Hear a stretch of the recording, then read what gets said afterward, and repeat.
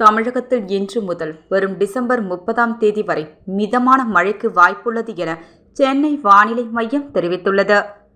இதுகுறித்து சென்னை வானிலை மையம் வெளியிட்டுள்ள அறிக்கையில், வங்கக்கடல் பகுதியில் தெற்கு ஆந்திரா, வட தமிழக கடலோர பகுதிகளில் நிலவிய ஆழ்ந்த காற்றழுத்த தாழ்வு இன்று தென்மேற்கு வங்கக்கடல் பகுதியில் தெற்கு ஆந்திர கடலோர பகுதிகளில் நிலவுகிறது.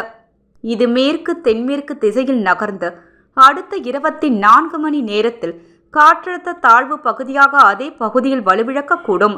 லட்சத்தீவு மற்றும் அதனை ஒட்டிய பகுதிகளில் ஒரு வளிமண்டல கீழடுக்கு சுழற்சி நிலவுகிறது. இதனால் தமிழகத்தில் இன்று முதல் வரும் டிசம்பர் 30ஆம் தேதி வரை இடி மின்னலுடன் கூடிய லேசானது முதல் மிதமான மழை பெய்யக்கூடும்.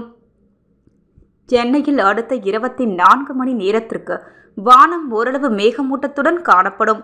நகரின் ஒரு சில பகுதிகளில் இடி மின்னலுடன் கூடிய மிதமான மழை பெய்யக்கூடும்.